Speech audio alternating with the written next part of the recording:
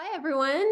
Welcome to our September ICARE case conference. I'm Tua Pal, and I am going to hand it over to Carrie to present our first case, after which I'll introduce our eminent speaker today. Thanks so much. So I'll be presenting this case, which is a 38-year-old male who had done some commercial testing with 23andMe, and he came to Vanderbilt with a report of a BRCA1 pathogenic mutation. He had numerous family members with malignancies, which is what prompted him to get the testing done. He had no personal history of cancer and no personal significant medical history.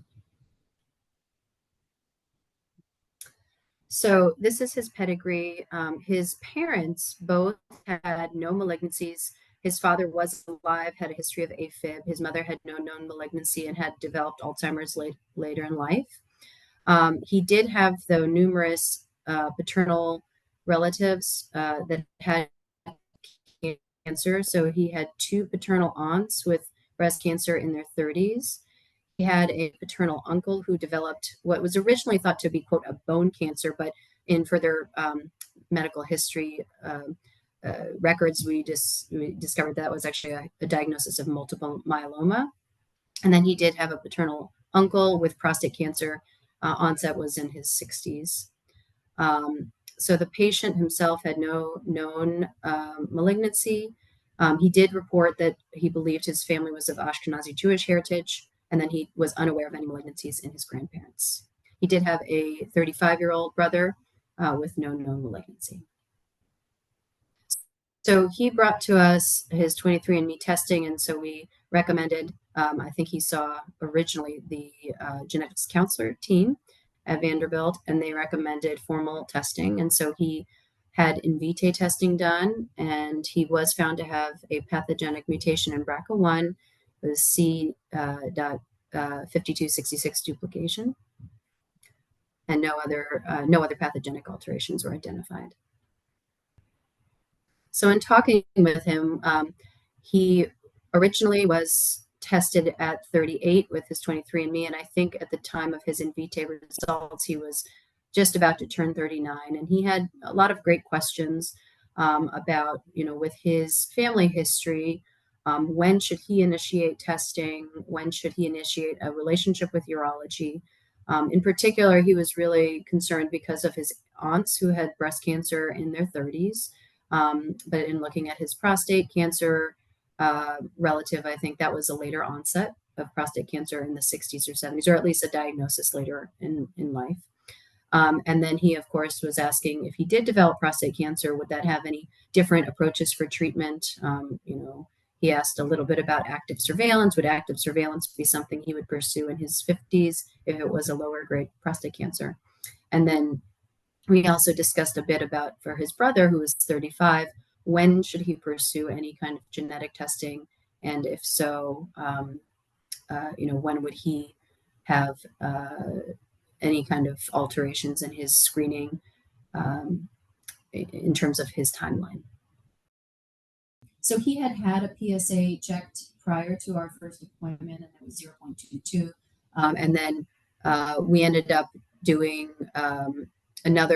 we referred him to Vanderbilt Urology High Risk Clinic, who sees patients with known familial cancer syndromes and are at risk for prostate cancer.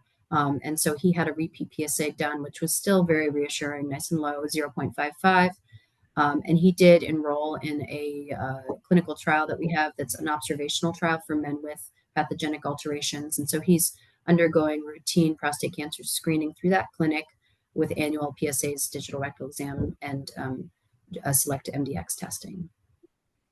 Thanks, Carrie. So with that, I wanted to introduce our guest speaker, who really doesn't need any introduction. So it's Dr. Ros Eeles, who did her PhD in cancer genetics from the University of London, professor of oncogenetics at the Institute of Cancer Research. She's also an honorary consultant in clinical oncology and oncogenetics at the Royal Marsden NHS Foundation Trust, and leads research focused on the genetic predisposition to prostate cancer and management of individuals with BRCA mutations. And again, I think we all know that Dr. Eeles has been a leader in the field of prostate cancer screening in general worldwide. So we are really thrilled to have her join our ICARE case conference as our guest expert. So Dr. Eeles, I welcome your feedback on this last case. Yes, thank you, Dr. Powell, and also thank you, Kerry, for very, very interesting case presentation. So maybe there are several things that we would think about. Part of them are genetic, aren't they? And partly how to manage the prostate cancer risk. So if we go to the genetic ones first, this is a common mutation, isn't it? A founder mutation that's been found in the Ashkenazi population. It was found on the 23andMe test. Quite rightly, I think, you know, you didn't rely on that for clinical care, and we certainly wouldn't, and you went to an in vitro test. Can you remind me, did you do a full panel? How many genes did you test? Can we go back to have you got the report there? I think that panel was Oh, it didn't say at the bottom. that's just a snippet, but I believe we did a full panel for him. We did a 70 gene panel. Fantastic, because I think that's the first thing to consider. And we've been going, certainly in the private sector in London, following the results presented at ASHG last year. When you have a single gene mutation found, first of all, if it's a 23andMe, you want to validate it in a clinical test, because sometimes these results can be incorrect and one can't manage them on clinical grounds. So first of all, you validate it. And the second is that this family presumably was Ashkenazi in both maternal and paternal ancestries. So if that was the case, you really want to know, you know, could there be another gene alteration there as well? Because some people carry two mutations, don't they? And there was a nice big paper from Holland, from Jan Oostervik, looking at BRCA1 and 2 carriers together, and it was the higher risk gene for any particular cancer that would dictate how you'd manage them. So assuming that you've done the big panel, so they've only got a BRCA1 alteration, and then if they're Ashkenazi both sides, we assume that it's been inherited from the paternal side, because there's breast cancer that side and prostate cancer. But as we all know, it could have been inherited from the maternal side, and actually there's another gene on the paternal side. So the first thing is, very clever, absolutely right, I think, to do a big panel, because one doesn't want to be caught out. Just as a nuance, I think all of us have seen cases like this. Sometimes you find there are two mutations. So we've got a BRCA1 alteration here in this individual. He's only 38, he hasn't yet hit 40, for which we have most of the data in the world about screening.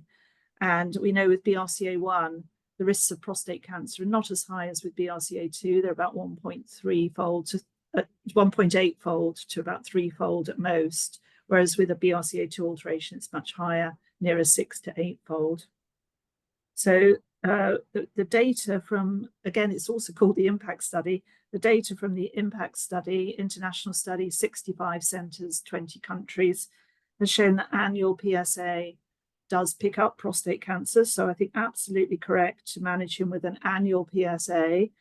And in the original study, the ethics committee only allowed us to biopsy, do MRI and biopsy when the PSA hit above 3. And that was because the ethics committee made that rule, not because we believe that.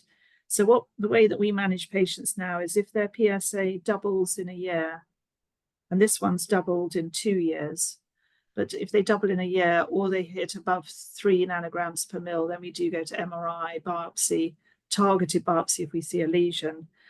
And I think at the moment, we don't know in the field whether MRI is a very sensitive method of picking up tumours in these individuals. I really think that's an unknown.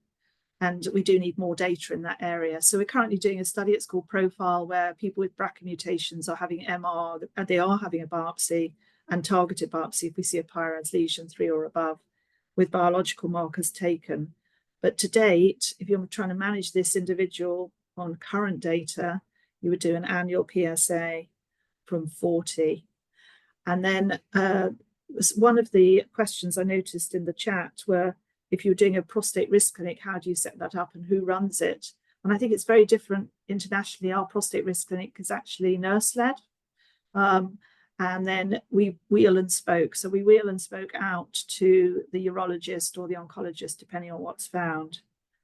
So in terms of management and the screening, annual PSA, trigger an MRI if it goes above 3, or we would actually trigger an MRI if it doubled in a year. Then the next question is, what happens if you find prostate cancer? So say you end up in that situation where you've done an MRI and biopsy, and say they have very low-grade disease, something that you do active surveillance, say Gleason 3+3, or even a 3+4 with only 10% or less pattern 4 on the Gleason score. So it'll be ISUP grade 2. Then we would actively survey those individuals if they really wanted us to do that. But the paper from Johns Hopkins suggests that there may be about at least 2, possibly 3-fold chance, relative risk, that they would progress on active surveillance. And it's following that paper that many urologists get very nervous about doing active surveillance in this cohort, and they will go straight to surgery. But that's why we're doing the GenPros study. Again, it's international, funded by CureBRCA. And we're going to look at whether we can validate those data, particularly in the earlier disease setting where you've got very much less disease burden. But the Johns Hopkins paper is forcing some urologists just to go straight to surgery. He doesn't see, I wasn't sure if he had any children, Kerry, as yet. He does not. Oh, okay. So the other thing to consider then, obviously, if you're going to go to management, is you might want to consider sperm banking because he's so young. If he's thinking about family planning, because particularly if you're in a situation where you ended up with a PSA that's doubled or it's gone above 3 suddenly, you might end up in a situation where you did your MRI, you did your biopsies, and just very rarely the biopsies cause impotence, don't they? At least even temporarily. So in that situation, you may want to have already done a sperm bank. It's just a bit of a nuance on his sort of age and where he is in life. And then if he ended up in a situation where he did have tumor and he had to have it resected, had a radical prostatectomy, then clearly one would need sperm banking then, and he'd be in the realms of, in the counselling realms of doing, of talking about PGP. So IVF and testing of an embryo and then implanting the embryo, which didn't have the mutation. So it's quite a lot to think about in this family, isn't there? And then if you're testing his brother, so following the one paper, again, there was a poster at ASHG last year from New York showing that, sorry, it was from Philadelphia, where they did predictive testing. And we are now doing this in the private sector. We've gone over to doing this, which we've been doing for a while. But we were vindicated that that was the right thing to do. That if we predictive test now, particularly in a family like this with Ashkenazi, we would actually do a panel for the predictive test, not just test for the BRCA1 mutation. And also, you know, we might be caught out, the duplication and BRCA1 might be maternal, and there's another gene the other side. So that's another good reason for doing panels. So that's genetic comments, comments on the screening, comments on the treatment. If he had more aggressive disease and it was found on PSA screening to be more extensive, then we have a study going on in PET scanning because they have a 3-fold higher risk of nodal mutation on PET scans. At the moment, that study hasn't reported, but we're doing those because of the fact that there is a 3-fold higher risk of nodal disease. So we wouldn't want to miss in the pelvis, which you could miss on CT on size criteria. Is that PSMA PET? Yeah, we would. Yeah. So that's at the moment, I would say that's moderately controversial. They're doing more and more PET in the US now than they used to, but we would do PET because of the early data suggesting from Elena Castro's work that she did with us, that there's a 3-fold higher chance of nodal spread. And what you don't want to do is do radical prostatectomy, then find they get a nodal recurrence, you know, within 6 months. Wonderful. I think you had brought up the 40-year-old onset for starting screening guidelines, and so that's one point that we really struggled with for him. He was not 40 yet, but he was so nervous about that family history, and so I think the urologist opted to start with PSA checks at least, and not more intensive screenings, but at least allowing some data to accumulate in his 30s, but the formal screening to start in his 40s. Yeah, I think that's relevant. The other thing that, of course, is the MRI. Say his PSA had doubled between 39 and 40, it had gone from 0.22 to 0.44, and then you did an MRI. The MRIs are really difficult to read at that age, and they can often look like they're malignant and they're not. But then, so you end up just having to biopsy them. You don't really have a choice, really. Okay, so lots of food for thought. Thank you. Carrie, one thing that came up is hearing more about the urology high-risk clinic, how it started. I think that's Jeff Tosian's clinic. I don't know if you want to say a few words, and then we can get into Dr. Eeles's presentation. Yeah, sure. Yeah. The urology high-risk clinic at Vanderbilt started with Dr. Tosian's arrival, and he came from University of Michigan. And so he works very closely with Dr. Todd Morgan, who has spearheaded this protocol, and there's numerous sites nationally for this protocol, but it very much parallels the protocols going on in the UK and Israel and worldwide. They all have very similar incorporation of MRIs and lab work so that we can really see how those protocols pan out for these patients over time.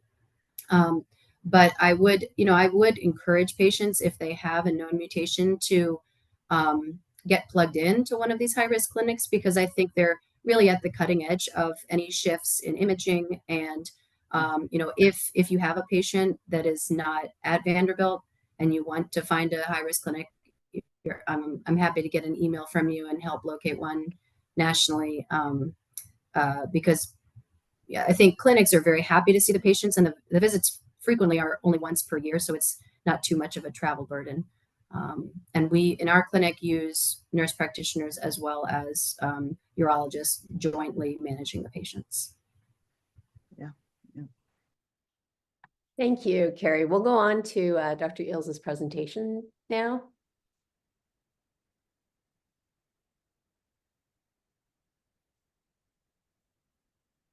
Well, thank you, first of all, for asking me just to say a few words about genetic predisposition to prostate cancer and its relevance to targeted screening. Can you hear me okay, Tia? Yep, we can hear you. Fantastic. Okay.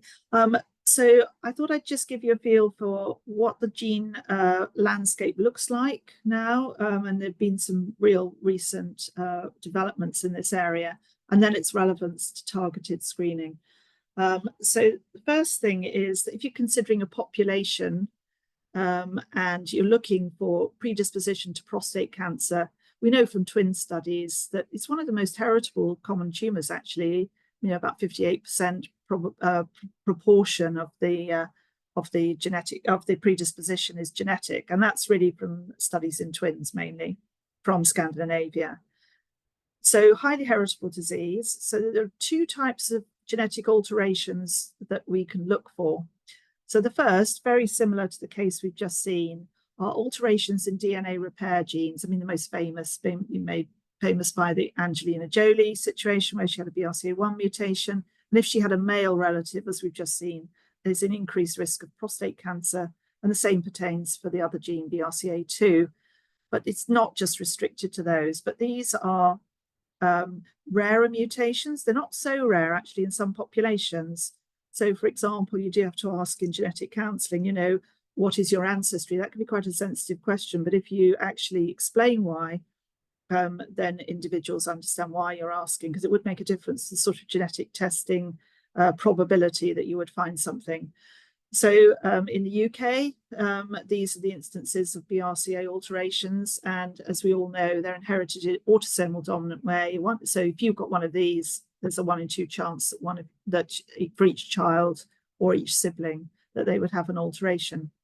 And as you'll see in a second, it's not just BRCA1 and 2. There's a whole spectrum, a whole panel of genes. So we do panel testing if you're thinking about just prostate cancer risk, and they're all inherited in the same manner. And most are in DNA repair, apart from HOXB13, which is involved in androgen metabolism. Now, the other type of alteration, which is the larger component for prostate cancer predisposition, is polygenic risk. So that's common variation. And in general, we'd say we particularly want to focus on the top 20% of the risk distribution, because they have at least a 2.5-fold risk. On the latest panel, on the latest profile, actually a bit higher than that. And I often explain it to individuals that come to my clinic as it's like playing a game of bridge round a table. You've got a hand of cards with your bridge score on it, and that is your polygenic risk score from these variants that you've inherited. They then get the idea that, you know, when you have children, you throw the cards back in the center of the table, reshuffle them round, and re-deal them round to your descendants. So then they get the feel that your descendants don't have a 1 in 2 chance of having this high risk alteration like you see in BRCA, but they have their own score. So, for example, your father could have a high score. He's got prostate cancer because he's got a high polygenic risk score, but you might not have that high polygenic risk score. And the question is, now that we know what these variants are, how do they differ between populations? Can we test for them? What's coming along in testing for actually the clinic? So we'll just touch on that as we go through. So the first thing is, have we found everything that there needs to be found? Sadly not. So we already do not know about half of the genetic predisposition. There's clearly more to find. We don't know what this looks like.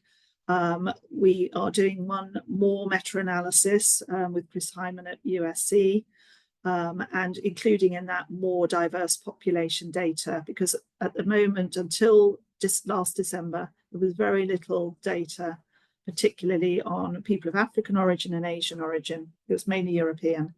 But now we have finally this Wang et al. Paper on the bottom right, that's in Nature Genetics last December. That gave us what we call the 451 score. And that is the score that we recommend anyone uses if they're currently doing any polygenic risk work. And so you can see here that the SNPs, the polygenic risk, is about 44% of the known component, whereas the higher risk mutations, and they're listed here, are about 7% of the component. So most of these are in DNA repair, with the exception of HOXB13, as I just discussed.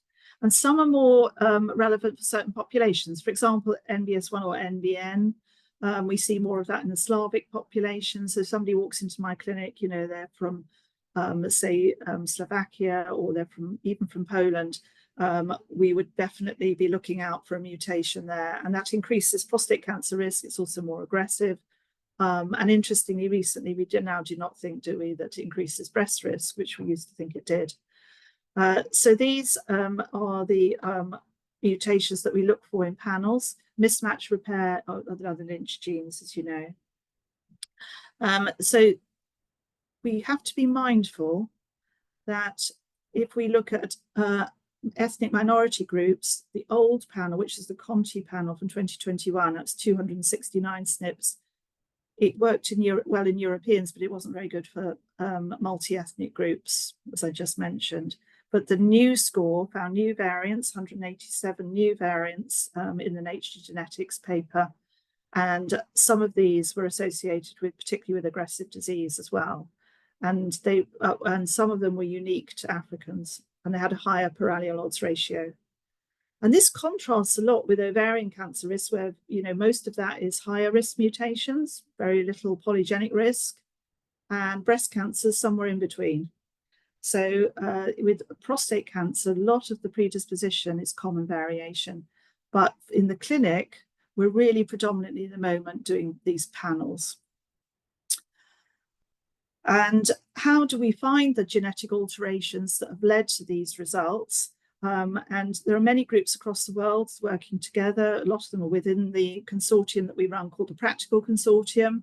And you can see over the years, we've accumulated more and more groups that combine in practical and collaborative studies.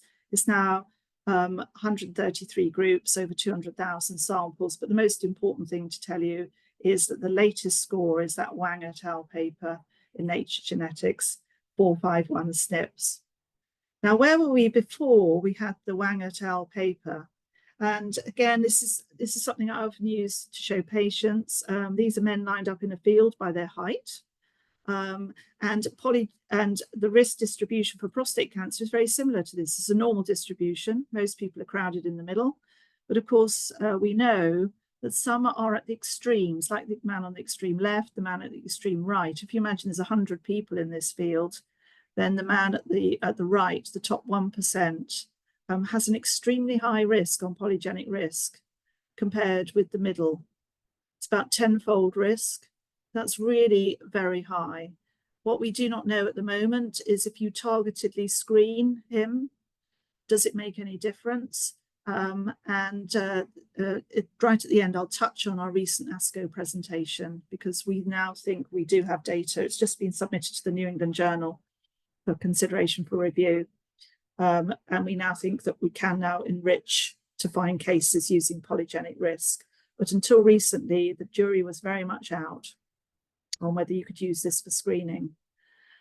The second thing is what happens if you are in the top 10%. There's still 2.5-fold risk on the 269 score. So that's before the multi-ethnic score that we've currently got. You might say, why am I showing you this one rather than the multi-ethnic score? I'm going to show you the extra power in a minute. But the reason for showing you this is that we do have data presented at ASCO, as I just mentioned, last summer, using this score. We used 130 SNPs that inform on the 269, and that's because we did a large study in Europeans in London. 5,000 men gave a spit test, a saliva sample, and we did the polygenic risk score for Europeans because that's all we had at that time. And the top 10% of the distribution had MRI, biopsy, biological markers taken.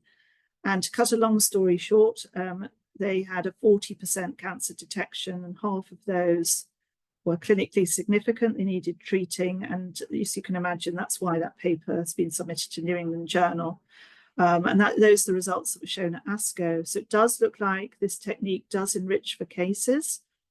And it looks like it enriches for clinically significant cases.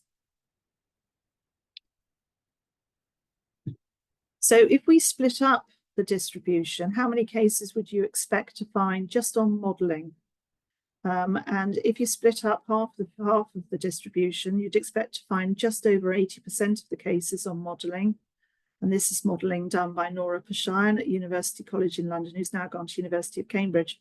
And so the top 10% would be 34% of cases. So it's interesting that our barcode 1 study that was shown in ASCO found a high proportion of cases. It was 40% in the barcode 1 study. So it looks like doing polygenic risk scores and doing targeted screening for polygenic risk may work, but that's the first paper that really suggests that it might work. But that was only in Europeans. So the question is, sorry, that should say December 2023. Now it's now published. The Wang paper looked at diverse groups. This is the Manhattan plot.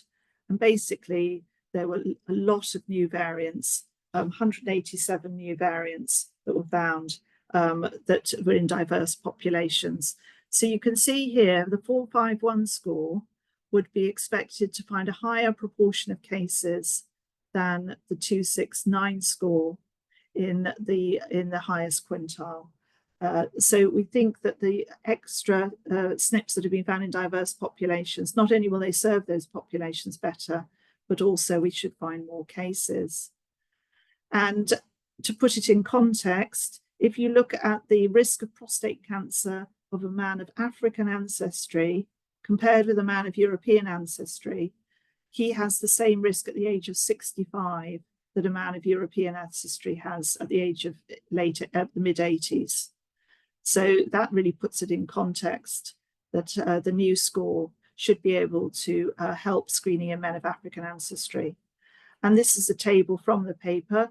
You can see that the men in the top 10% of the risk distribution have about just over a 3.5-fold risk compared with the average. And the men in the top 10% who are European have nearly a 5-fold risk. So these risks are really big. I mean, they're like the risks that you would get from BRCA2, for example. And the man in the top 1%, 10-fold risk. And if you're of African ancestry, just over 6-fold risk. So big risks. And the barcode 1 study for the first time, at least in Europeans, suggests that targeted screening in this group really might work, and you might find clinically significant disease. So the next question is, well, if we are going to bring this into the clinic, what sort of models can you use to get risk? And there's the CAN risk model, developed by the University of Cambridge, Anthony Santonio, and he used UK data, UK family data, and he looked at risks from BRCA1, BRCA2, HOXB13, and also polygenic risk. So what he showed, and these are figures from the paper, is that if you had a father with prostate cancer at younger age, you could see the increased risks, the curves going up here.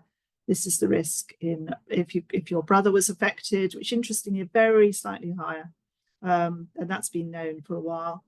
And then the pathogenic variants, BRCA2 having a much higher risk than HOXB13, than higher than BRCA1, which you can see it's only just above the population risk here. And then the relative risks compared with the different polygenic risk scores. But the most important thing is this figure in the paper. I'll just enlarge this now in the next slide, which is the interaction of rare mutations with common variants. And you can see here, for example, if you had a BRCA2 alteration and you had a high polygenic risk score, you can get to really quite considerable risk. So about an 80% risk by lifetime risk with a BRCA2 alteration and a polygenic risk score that's in the 95th percentile. And 2/3 of these tumours on previous data tend to be aggressive. In other words, would need radical treatment. So at the moment, we are not doing a panel, are we, and a polygenic risk score, but it's coming. And in many private clinics, certainly in London anyway, we can do this. I'm sure you've seen this commercially in the United States. So it's only going to be a matter of time before people do come in with these 2 bits of information, and you can put it into CAN risk and then get a risk score. And we hope that for prostate cancer, like with breast cancer, we will soon be able to put in the rare variants and the polygenic risk score for prostate. And the barcode 1 data, I've just described what happened at ASCO this summer. And these were the data presented at ASCO, GU ASCO, prior to the ASCO that's just gone, which was the general ASCO. And this was the pilot data of barcode 1. This is men, European, 55 years and above, because we wanted to sort of model very similar to what you do if you did a PSA in the population, spit test, polygenic risk score for the European score. And the pilot study was just in the first 300 men. And the reason for showing you this is that the overall uptake was not very high. It's only 26%. And in the main study of 5,000 men, it was 22%. So it does look like engaging men, and this is the overall profile of the study. Basically, everyone had an MRI and a biopsy if they're in the top 10% of the risk profile. But engaging men is quite tricky, and only 22% uptake in the main study, as you can see here. And the question is why that's so much lower than in women. It was partly during the COVID era, so that's possibly one reason. And also in the study, everybody was offered biopsy, and maybe they didn't want to do that. But you can see even in the pilot, we're starting to see high-grade cancers in some of the individuals, and certainly 40% of cancer detected in the overall final study, and half of those were clinically significant. And Virtue Dast in Seattle has found that there's an increased probability, 1.23-fold odds ratio for upgrading on active surveillance in a continuous variable analysis on polygenic risk score. So the polygenic risk score from the barcode 1 results and DAST's initial study, this was only a poster ASHG, so we're waiting for the paper, could be actually more significant in terms of management than we originally thought, not just a risk assessment. And we worry, don't we, about overdiagnosis. You know, we're just going to find tumours that never progress. The DAST study was worrying and suggests that actually polygenic risk score may not be so harmless in terms of progression. And Nora Pashayan in London looked at Finnish data and UK data, and she found that as you had a higher polygenic risk, you had reduced overdiagnosis. And indeed, in barcode 1, we did not find overdiagnosis was increased.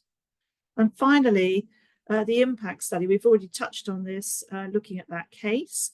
This was annual PSA screening. It was pre-MRI era.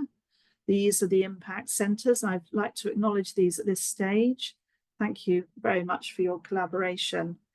And these are the main results from the impact study. These are both published. And these now suggest that you should do annual PSA, certainly at least in BRCA2 mutation carriers. It's now a European guideline, that the alterations in the BRCA mutation carriers, particularly BRCA2, are more aggressive, as I've just mentioned. And the baseline data in Lynch syndrome, we saw tumours in MSH2 carriers and MSH6. We've just found our first one in MLH1, actually. But they're far more frequent in MSH2 and MSH6. And you can see a high proportion have aggressive disease. So just in summary, it looks like the genetic component to prostate cancer is rare variation, mostly in DNA repair genes, and common variants. Common variants are a larger component. We used to think it was only going to be useful for risk. It was only associated with non-aggressive disease. We now know that is not true. It is associated with non-aggressive disease, but it's also associated with aggressive disease. That's on any guideline, NCCN, UK guidelines, any guideline. And the barcode 1 study suggests that polygenic risk score can be used to enrich to find cases. And the DAST poster suggests that maybe PRS might be associated with increased risk of progression. And I think we do need to see more data in that area, but it's possible that you could eventually see the way the field will go is a mixed test of rare variants and common variants. What can you do at the moment? As you probably know, you can just do a panel for the rarer variants, particularly in DNA repair and HOXV13. And we've seen in that case that we just saw presented earlier that at the moment we would do annual PSA with triggers to do MRI. I think the unknown questions are, how good is MRI? The barcode 1 data, just to give you an early look, and it was shown in the ASCO presentation, it missed 2/3 of the cancers at the favourable end of discovery. So that's worrying, because then we don't know how to actively survey them.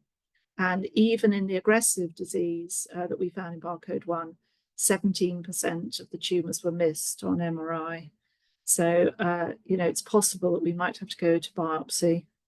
I'd like to just acknowledge all the people that work with us, because we work in huge consortia, and it's been a real pleasure to collaborate with you guys over the years, and now we're hoping, aren't we, to do a new study together. Thank you. Thank you so much. That was really, really fantastic. Thank you all for attending. I thank Dr. Eeles for agreeing to be our guest expert, and we will see you next time. So again, big thank you, everyone. Bye. Thank you. Bye-bye.